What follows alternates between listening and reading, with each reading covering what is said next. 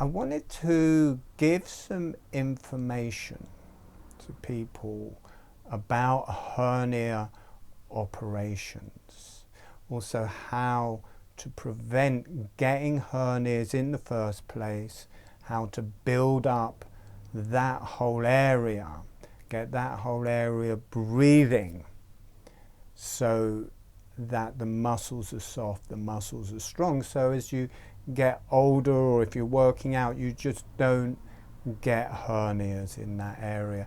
But also I want to give important information about hernia treatment.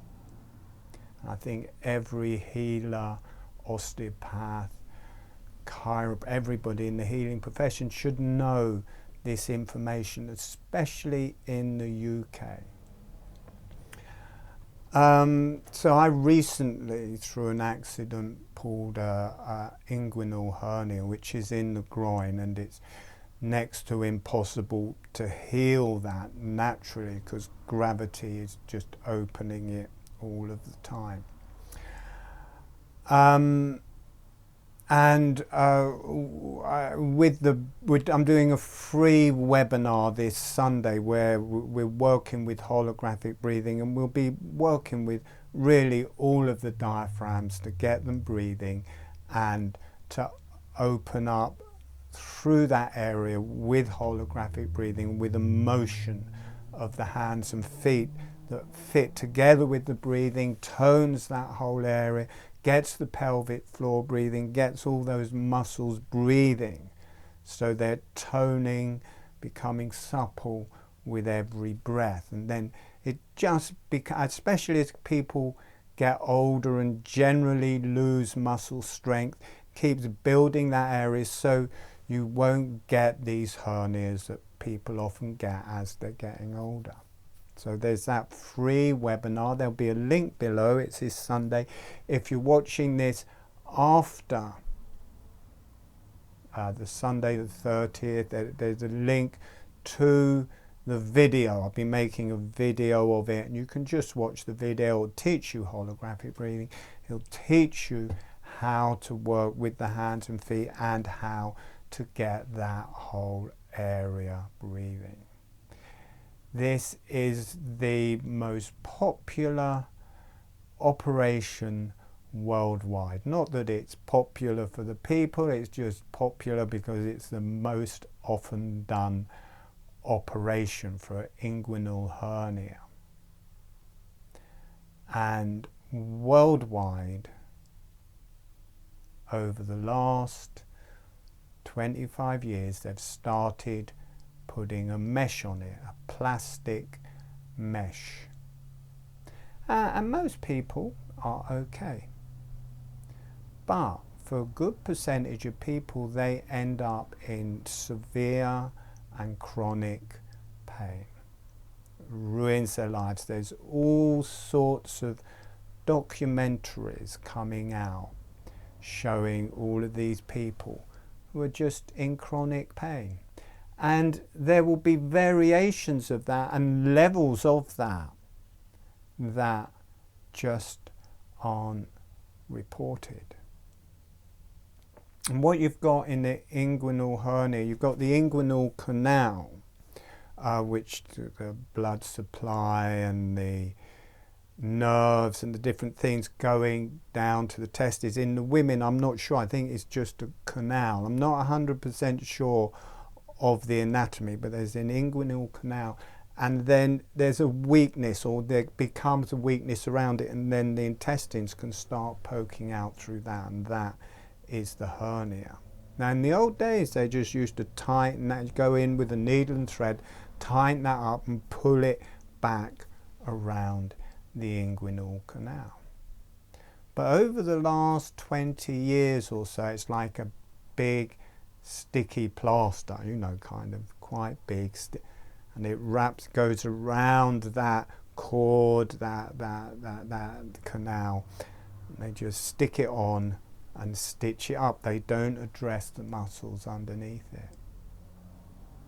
And what happens is the muscles grow into that, and the nerves grow into that. So the muscles aren't working anymore, they're just part of this mesh, and it kind of becomes solid. And I was watching one of the videos, and there's a surgeon, German surgeon, who just removes these mesh for people in chronic pain. She's done hundreds or maybe thousands of those operations.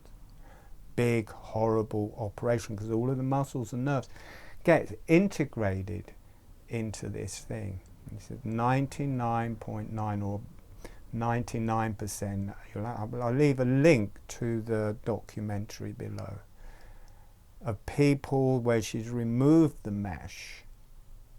The chronic pain goes, the pain goes, they're relieved.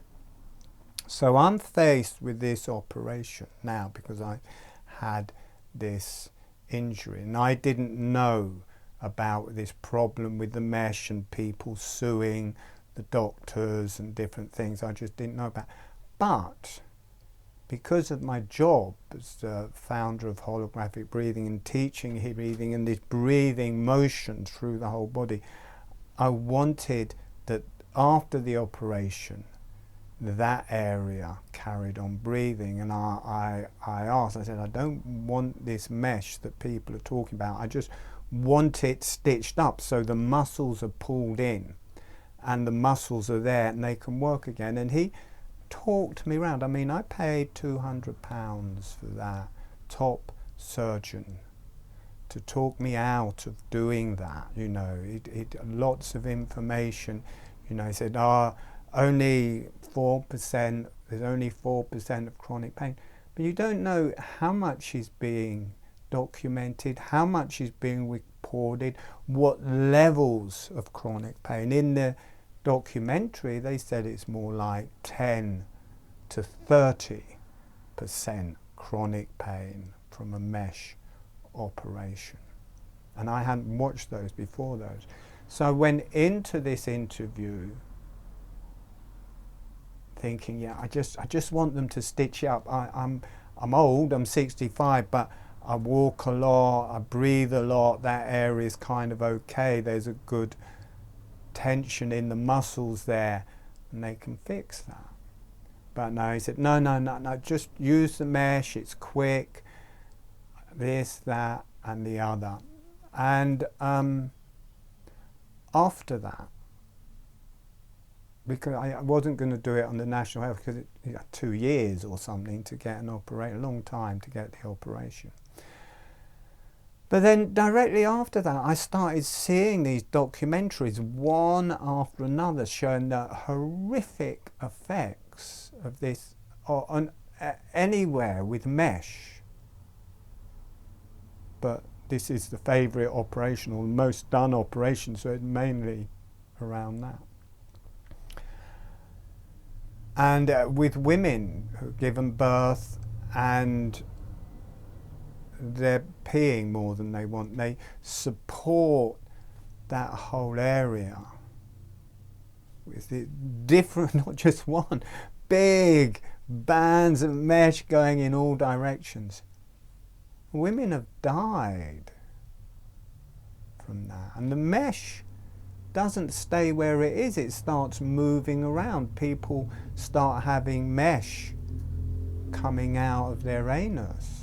You know, it started in one place, but it's gone through different organs and started moving through the body. And naturally, they're throwing it out through the rectum. It's gone through the wall of the rectum. They think they've got piles or something. The doctor's pulling out bits of mesh. The nerves go into it, and then every time it moves, you've got these sharp pains running through your body. Would you want to take that chance? Now, the doctor had told me that, you know, I can't remember whether he just put me off or he said it's going to reoccur, or people to say it reoccurs if you just have it stitched up, you know. You know.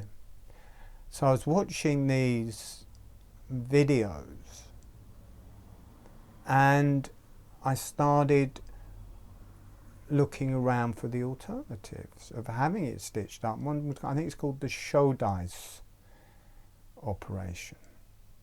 And I thought, well, it's probably going to be really expensive, probably going to have a high reoccurrence.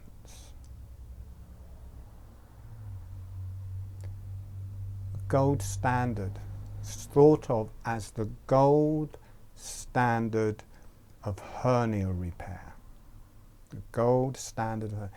It has got the least possible reoccurrence by a long, long way. It's the best that you can do or hope to do. How many doctors in England do that? Have a guess. None. Not one that I know of. English surgeon does that operation. Now you're thinking, well, it's probably really expensive. I'm having to travel to Germany to have that operation for the price of a flight, staying in a hotel for a week, having 3 days of aftercare, and the operation is cheaper than just having the operation in England with a patch, with this mesh. It's cheaper. So why is the NHS doing this much more expensive operation? I mean, there's something that isn't being said here. There's something hidden that nobody knows about, has not publicized. Maybe these manufacturing companies that are making this mesh, going out for all of it, because it's not just hernias, for muscle things they stick it in, for supporting the vagina, for supporting the whole genitalia, different areas of the body. This mesh worldwide is being used. These manufacturing companies paid off the NHS. Have they withheld? In fact, something is going on that the gold standard of hernia operations is much cheaper than sticking this mesh on it. And nobody's doing it. Not one surgeon in England is doing it. There's a surgeon that comes from Germany and does it, but just because she's traveling here, it's much more expensive, and she is worldwide acclaimed as the best surgeon to do it. I feel happy with my one. He's gone and worked with these people in the Shodai's clinic, and I think the founder of the clinic has worked with those. And I will explain a bit, and I've talked to him. I said, I went to that doctor and I said, my main concern is I want that area to breathe. And he said, often, because he does mesh removal. He said, often, when we remove, or when I remove the mesh, people say, I can breathe with my abdomen again. You can take that in, think about that. I can breathe with my abdomen again. Now, the effects of these won't be documented anywhere. The difference, being able to breathe with your abdomen or not, how that affects your health, how that affects the muscles of the whole pelvic floor, how that affects the muscles of your back and everywhere. That is my main concern. I want it to breathe. I'm going to tell you a bit the logistics of the Shodai's. I can't remember. I am dyslexic. I read things, but I don't actually get how they sound. The Shodai's method. You've got 4 layers of muscle. Now, if you imagine that's opened and there's a hole in it with a hernia, they leave that as it is. They don't address that problem. They stick this patch on and they stitch around. Probably a 2-year-old could do that operation. I mean, I'd say it's needlework, let's face it, and they're not pulling it back in. I'm sure there's more to it than that, but I don't think there's that much more to it. It's like a half an hour operation. The shoulder ice method, they have one long cord, very thin. It's either stainless steel, but it's 1/10 of a millimeter, like a hair. It's very fine, and it may degrade over a period of time, or they can use a strong plastic one. But the 4 layers, they start with the back wall and they stitch around the back wall, and I don't know whether they pull them in, but my guess is as the back wall pulls in and is closing that hole, they're all pulling in a bit, and then with the same cord they go around the 2nd layer and pulling that in, then they go around the 3rd layer and pulling that in, then they come around the 4th layer and pulling that in, and they pull it all. This is my guess. They described it a bit, but this is what I think they're doing, because it's just one long stitch, and they pull those muscles in around whatever that canal is causing. So it's tight again, and it's got this very fine thread of staining instead of this huge, great plastic mesh that doesn't just move through your body, catch nerves, mesh with all of the muscles. It degrades, and you've got all of those fine bits of plastic going into the organs, going through your body, going everywhere. What do you think that is going to do to your health, compared to a very fine bit of stainless steel? And I got a feeling, I don't know if it just stays as a continual support to make sure those muscles don't open.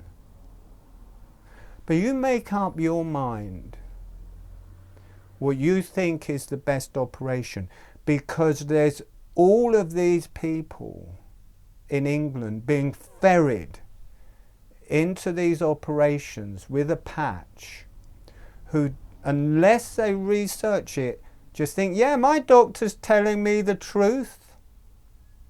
My doctor's got my best interests at heart. My doctor wouldn't advise me to do something that there's a much better, cheaper operation around. Why would my doctor do that? So you've got the whole of England. I mean, it must be a lot of people, otherwise there would be other surgeons in England doing it a different way. Every osteopath, every health practitioner needs to hear this, so if they know people, they can let them know what this mesh does to you, and that there are alternatives, good alternatives, probably better alternatives. And for me, I don't know 100%, but if those muscles are supported around those areas, and those muscles are just pulled in and held, those muscles will breathe as they're meant to breathe, as they were breathing, and that will spread out. So I will be able to keep, hopefully, the breathing motion of my pelvis. Now, I would pay a lot more for that operation, but I'm traveling to Germany. It's a kind of similar price with all of the, you know, the aftercare in England. There's no aftercare. It's either paying another £200 to go and stay in London or see someone in London per time, or you can, they advise to stay overnight, which is I think £1,000, then be another £200 for a surgeon to come and look at it and check that it's okay. So this guy, his experience, it's a bio hernia something, and they had 3 specialists. There was this lady who is expensive and the top in the world. This other guy who seems to be the 2nd in Germany, and then there's a 3rd.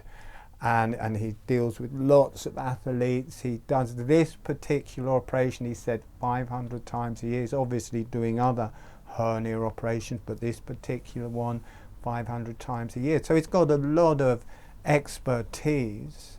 So I can go to him, have the operation. I'm in a hotel next to the hospital, and he will come and visit me each day for 3 days after the operation.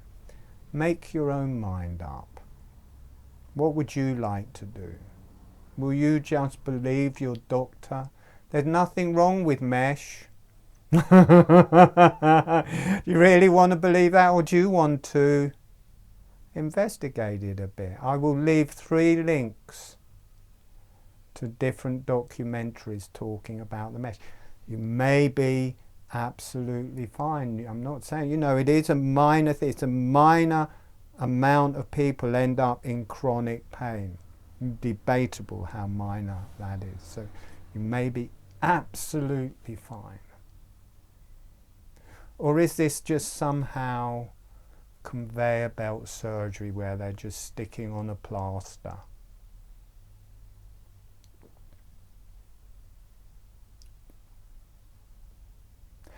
I think that's it. I think I've got that off my chest. I think people should hear about this, people should know about this, and people should know that there is an alternative. And also with the mesh, this surgeon, just as a thought, this surgeon, the main one who just does loads of mesh removal, she's showing the mesh and she's saying you have to be careful when you're taking it out, because if you touch the side it will cut you. Imagine you've got a piece of mesh, if it's moving around the sides can cut you. Now I don't know if that is true in the operation, but she's saying it of getting it out, you have to be aware of the sides because you can be cut. Now I'm not sure if that's just because she's cut the mesh and it's the sides that are actually cut. But these mesh, they break up as well. So anyway, do you want a big part of foreign material in your body meshing together with your muscles and nerves? Or would you prefer those muscles to be pulled in around the inguinal canal with a very fine cord of stainless steel? I know what I want. And I thought I'd let everyone know what I want. And then if they want to do the same, they can. Right. Come to my webinar this Sunday. If it's too late to come to the webinar, click on the recording. We'll be working with holographic breathing to build up that whole area. So you won't even need the operation. I go one thing further. I teach it free. You can avoid having the operation in the first place. All right, thank you for listening. Good to get that off my chest.